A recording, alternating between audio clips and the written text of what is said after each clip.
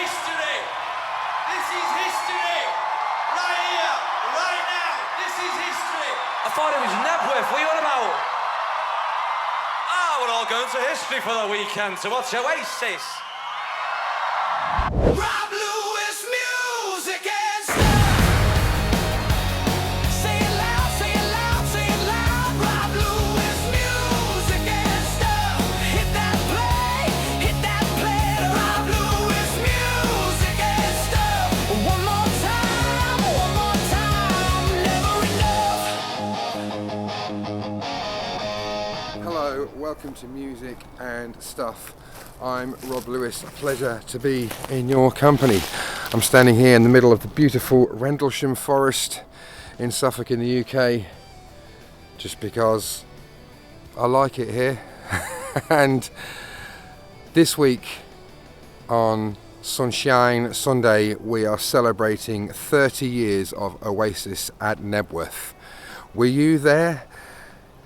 On the 10th and 11th of August 1996, Oasis rocked up at the Knebworth Festival in Stevenage in Hertfordshire and headlined both days. Support acts you had there were Prodigy, Cast, Charlatans, Cooler Shaker, Manic Street Preachers. Absolutely fantastic lineup, and I'll get it out of the way now. I wasn't there. I couldn't go for reasons which I'll go into during this week's show. But yeah, I'm going to be chatting to a friend of mine, local musician Brendan Ware, about his experiences, because he went there. He went on the Sunday. Definitely not jealous. And but yeah, 30 years. I mean, that means I've been listening to Oasis now for over 30 years. Which is insane. But yes, imagine that, you know, imagine being the ones, like, if you saw them like at the Boardwalk or somewhere in Manchester back in the day, you know, 1991. Imagine thinking they're going to go on to be the biggest band in the world, which they were at that point, you know, in the 90s. Like them or not, it's undeniable the effect they had. Hello, Holiday Rob here from Durdle Door in Dorset. Just letting you know, if you like this video, please like it, subscribe if you haven't already, hit that alarm bell, and you can do this hype thing. You can also find me on all the socials, links are in the description. But I hand you back to Studio Rob, otherwise he gets well annoyed. He always does that. I don't know why he has to get involved. So also in November 2021, the Knebworth concert was released on DVD, and they actually had both nights, one on each disc, and very well captured. Really captures the spirit.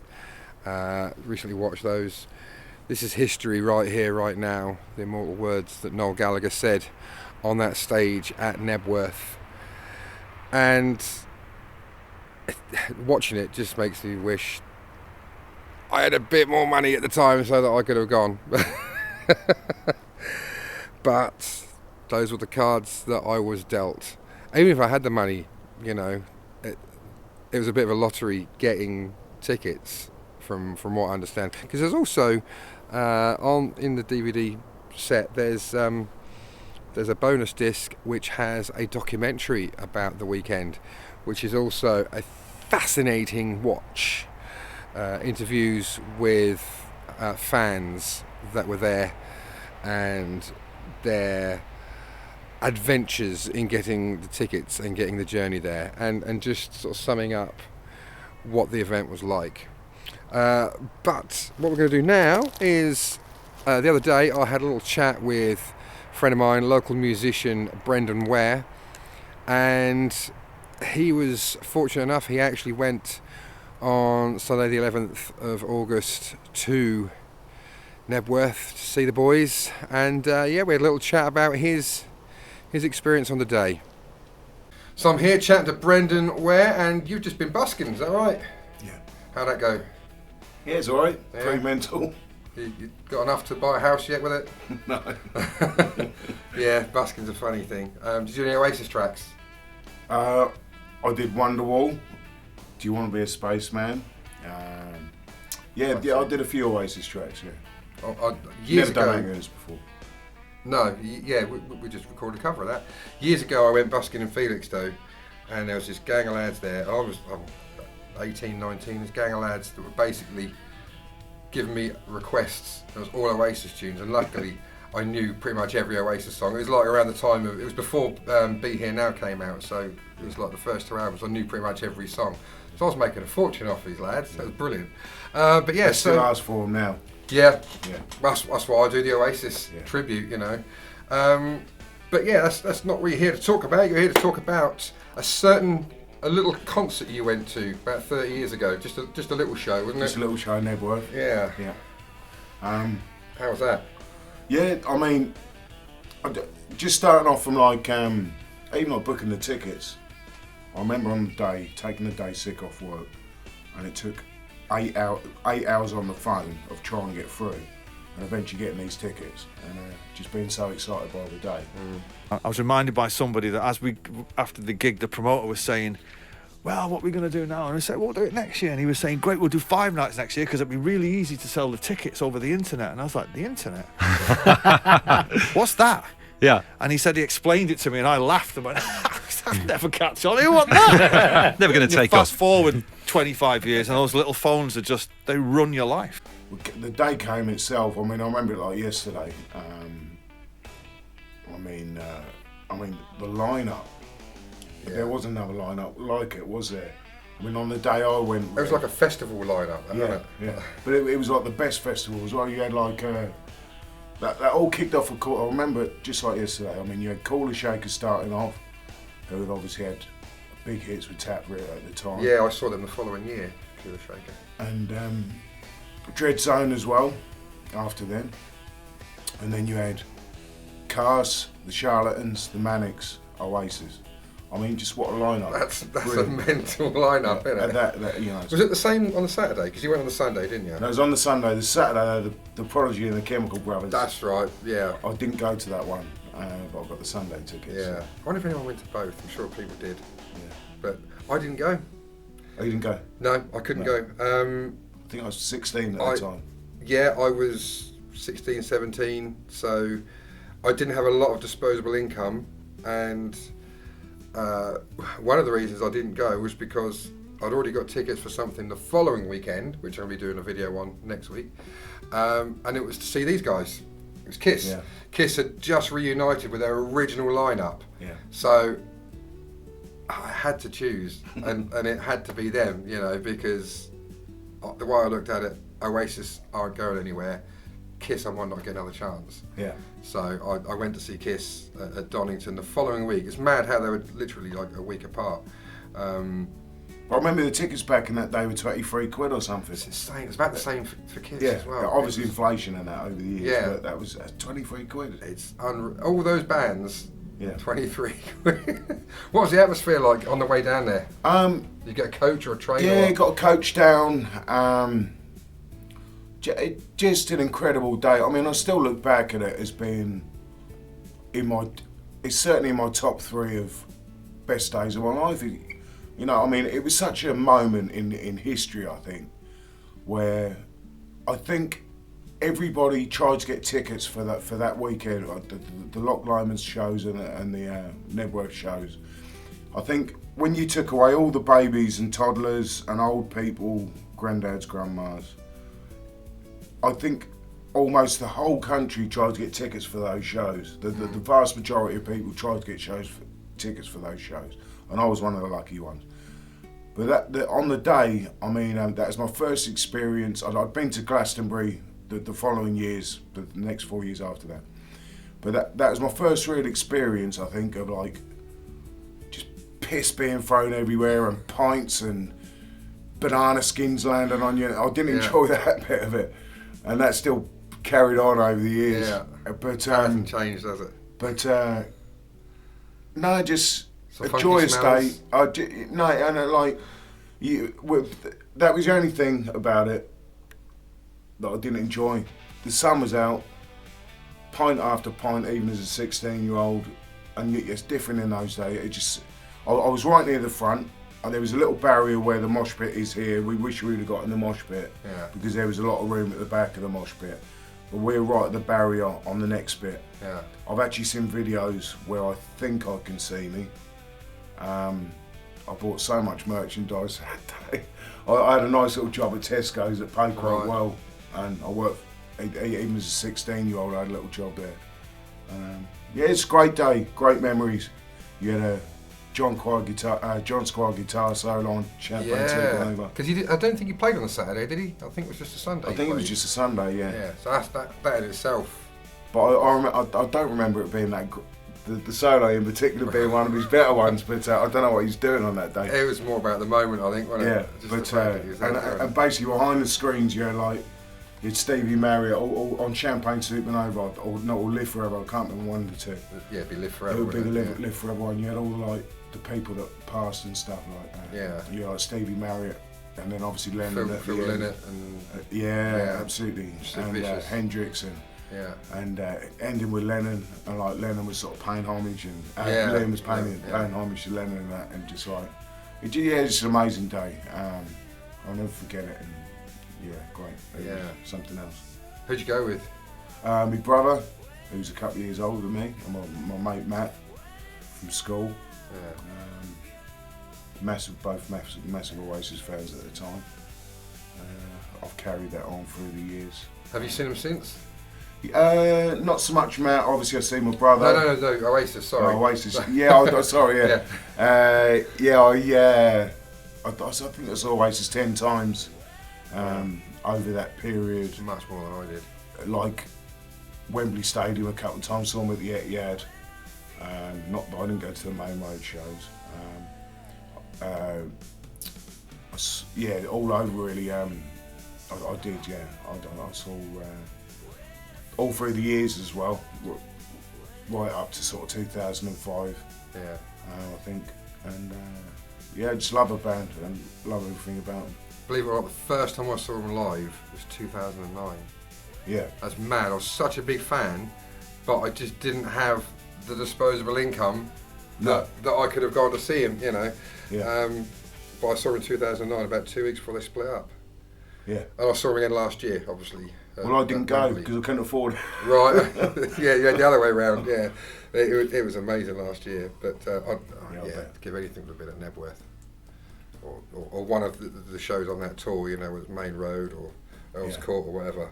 Yeah, but, I was at Earl's Court as well. But, right, what, in 96? 97. 97, right. Yeah. With Verve supporting, I think. Right. I've seen Noel Gallagher as well. I saw him, the High Flying Birds. Same, I've seen him a few times. At the O2. That was quite mad little story, because I got chatting to, remember the TV series Game On? Yeah. I think we named our band after that TV series. I got chatting to one of the guys from that. Oh, Matt yeah. It was Neil Stuke, the second guy that played Matt. He was sat in front of me. We were chatting. I think he lives around our parts actually. Oh really? He lives around here. Yeah. Oh, I didn't know that. Yeah, that's in Fishing and Felixstowe. I've got to find my photo, but that was pretty mad. Just chatting to the guy from Game On. But but no, any surprises on the day? Songs that you weren't expecting? I actually still do this when I perform this myself, but when I do whatever, I do a little medley like Noel did in that set. And on the Saturday, I know he did All the Young Dudes, and on the Sunday did Octopus's Garden. Yeah. And I kind of do that now. I fling those two in with Don't Look Back in Anger at the end and do a big, big sort of like medley of those three. Yeah. I still do it to this day. I enjoy singing it, and Noel did that. That was great. I often throw in a bit of Octopus's Garden. I don't really do All the Young Dudes, but it's a great song to play whatever as well, isn't it?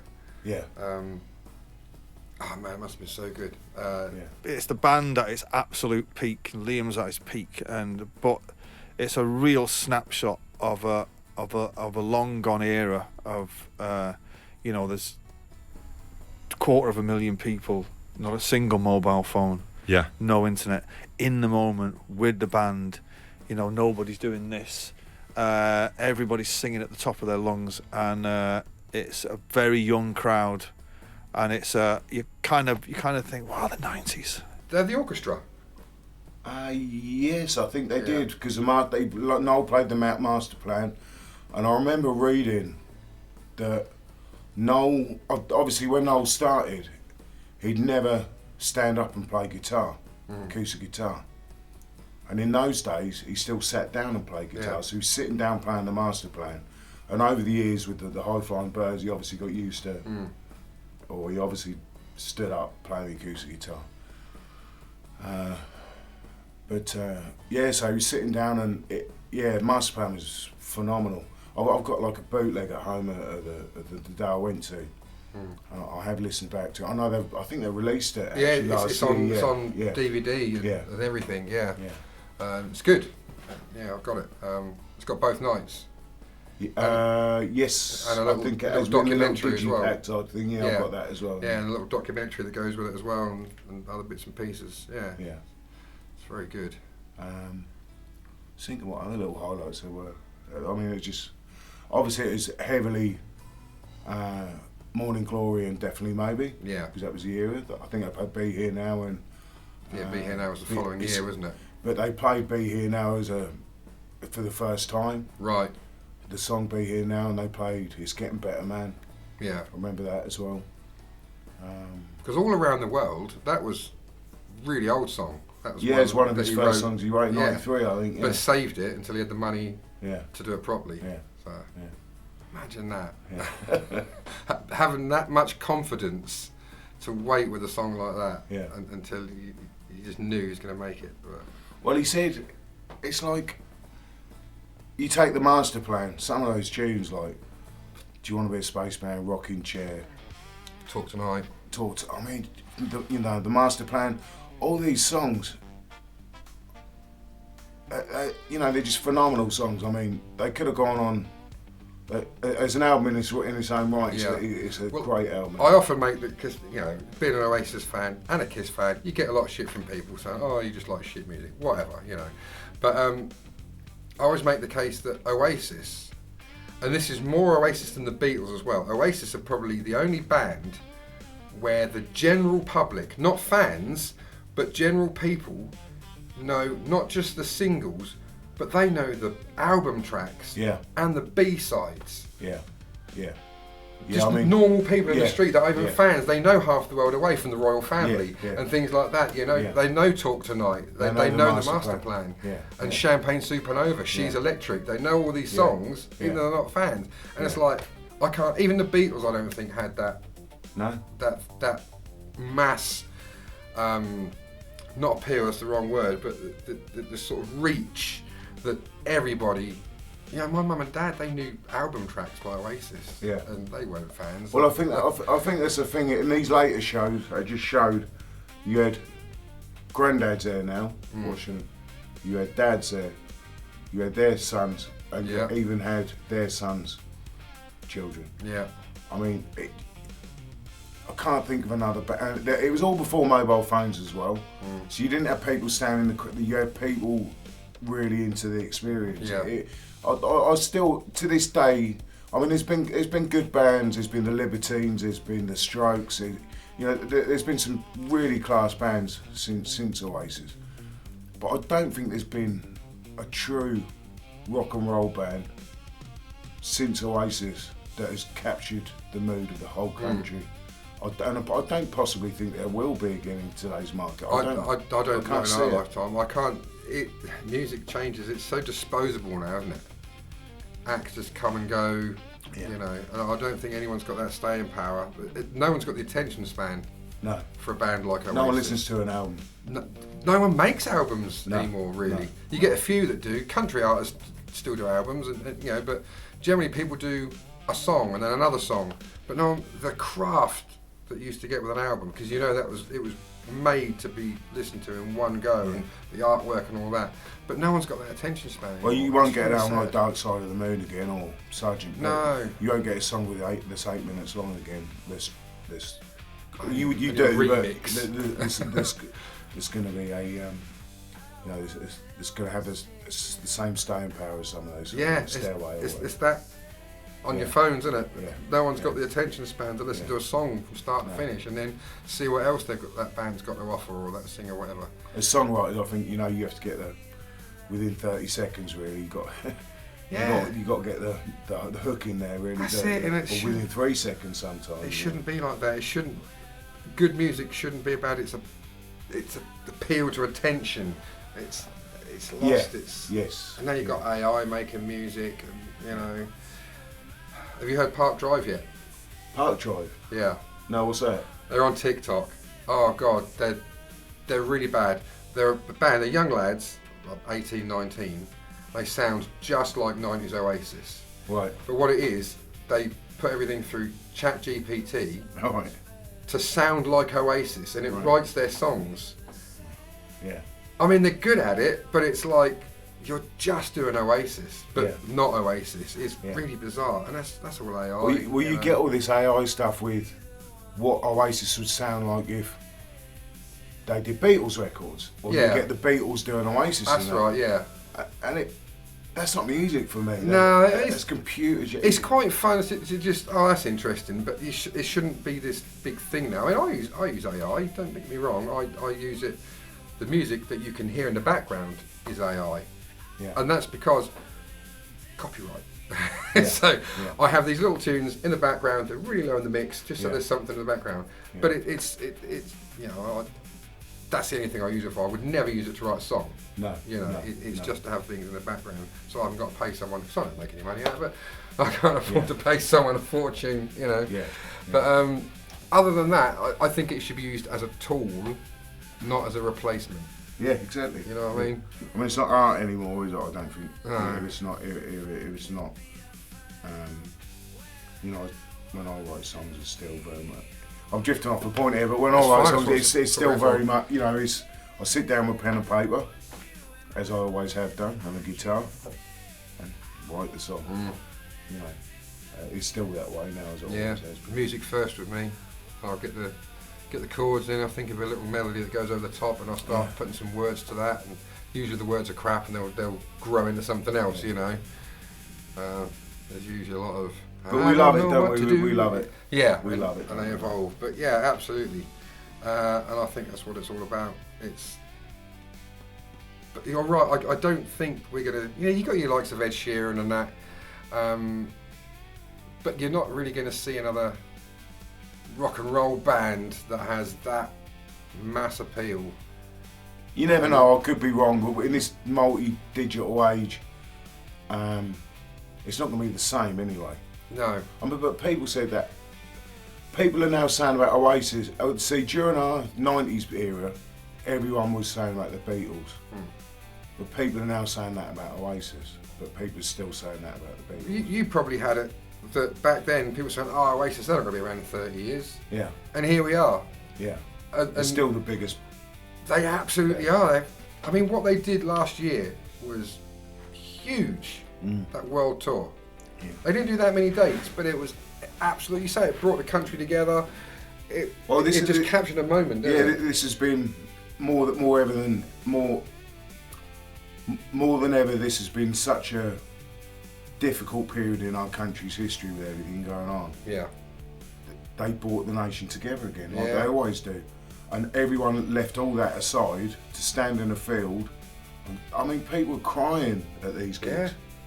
I'm sure you probably, you know. Yeah, you might I well did have when they been. played Cast No Shadow. I Yeah. had tears, man. Yeah. When I should have been there. when, I'll go Knebworth again if I do that. Yeah, when it first came, when you heard that first snare beat in "Fucking in the Bushes," Yeah. man, I Mental. jumped. You can hear me on the video, the documentary I made. That's actually me going, jumping and screaming. Yeah. I was there with my nephew, who I introduced to Oasis. Not literally, obviously. I introduced him to the music of Oasis when he was just a kid, you know, Yeah. and he never got to see him because he was too young. Yeah. So it was like a rite of passage that he now went with his uncle to see like his favourite band, you know, and that was so cool. Yeah. Like Yeah. getting to see Oh, him enjoying it. I mean, I've got my little nephew now and my niece. They both play guitars. They both, you know, they love Oasis. But they love other bands. They love all those sort of early bands of the '90s as well, like Swerve Driver and sort of early, you know, all sorts of bands from the '90s. Yeah. But yeah, I mean, in my family, I mean, we've got generations. My mum sang in bands. My uncles supported Slade and Aretha Franklin on the air bass and that. So Pretty cool. yeah, that's really cool. Yeah. Yeah, so it's music's in our genes really. So. Yeah, I think I was the first. Well, my older brother used to play, which kind of prompted me to learn how to play. But I think I've handed it down because my son now plays bass. He plays bass in my band. Oh right, yeah. So that's pretty cool. Yeah, it's great. Yeah. But I don't really know where it came from. I think I just wanted to do it, and now I'm lucky enough that I get to make a living out of doing it. You know? Not to the same level that the Gallaghers do. That'd be nice.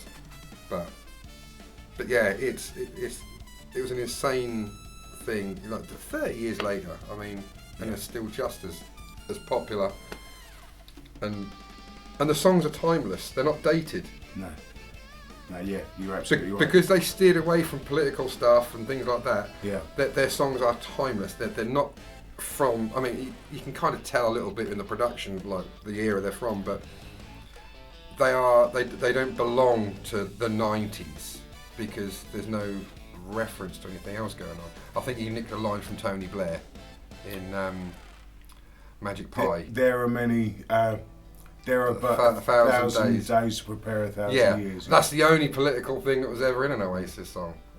That's not really political. No. You know, so that's another thing. I that don't think the appeals. music's really the production of the. I mean, yeah, basically the standout album for me, definitely Maybe. Right. Or my favourite, the first that introduced me to it, definitely Maybe. People say the production, you listen to it now, is shit, terrible in the mix and all that. It's raw, I'll say that.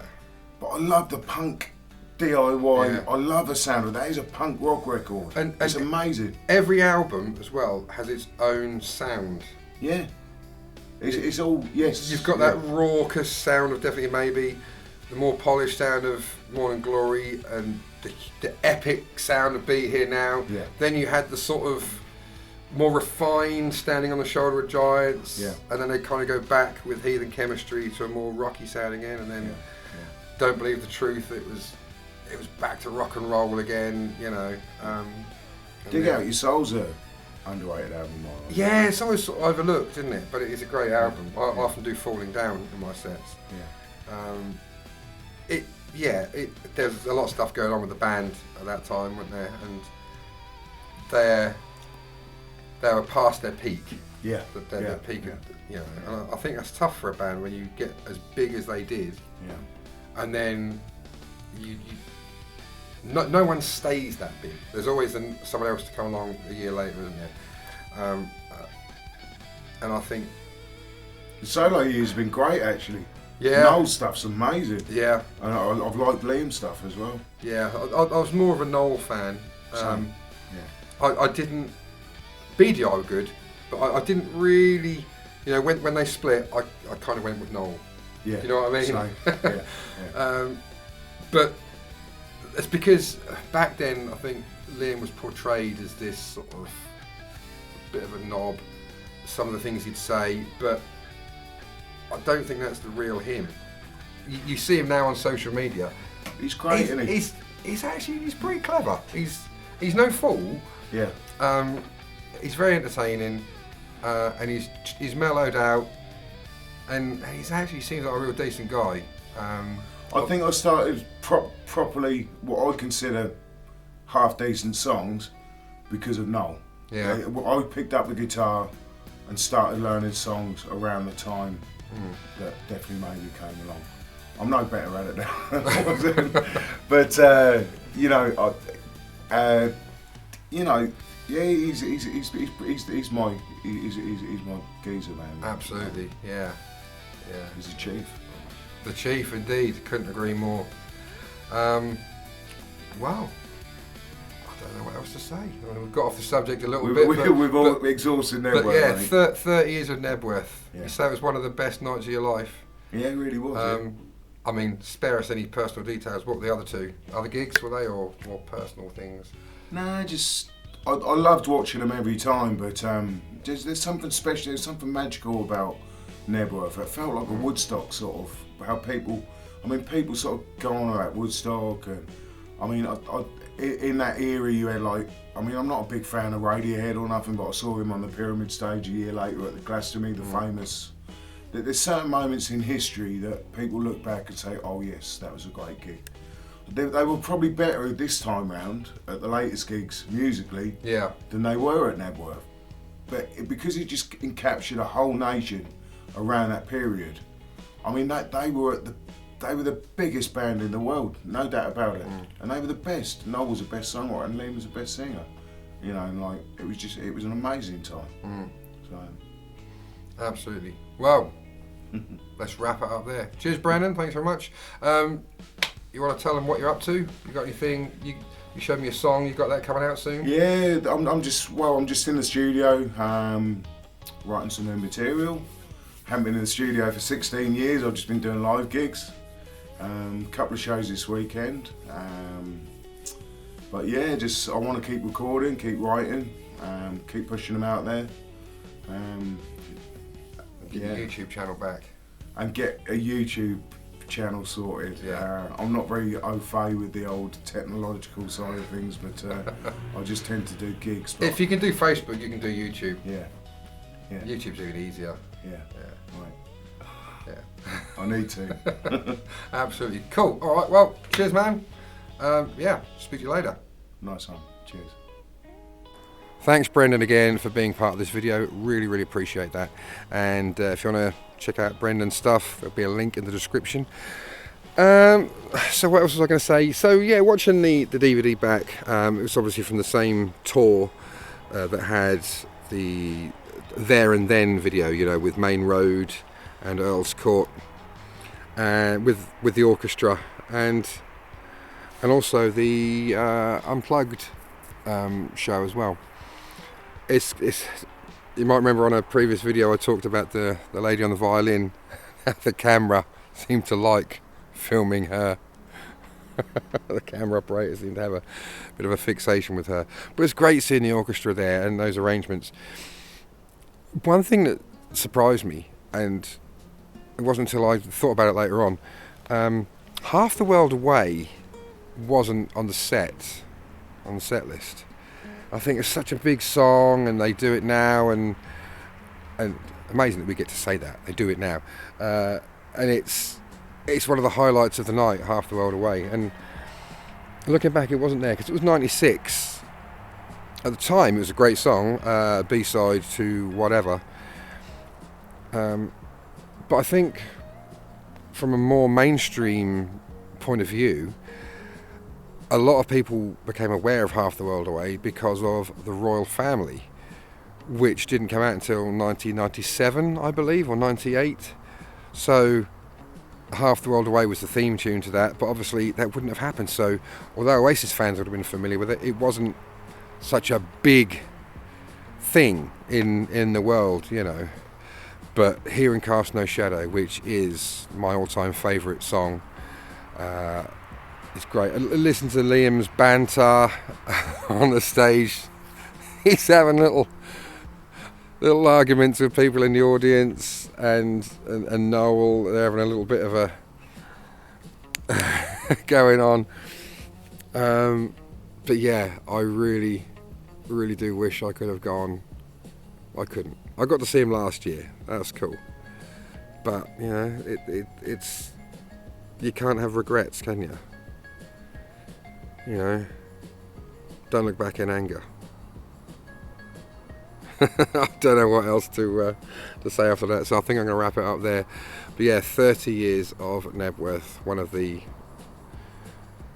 most famous concerts, certainly in the Oasis history. But yeah, thanks very much for watching. Thanks again, Brendan. I'll catch you in the next one. Thanks again very much for watching. If you haven't done it, do all the other stuff, the hype and the subscribe and the like and all that other jazz. You can find me on all the socials, blah, blah, blah, blah, blah, just like Holiday Rob said earlier. And I will see you in the next one. Catch you later, Bill and Ted. Don't forget to subscribe for more Oasis videos.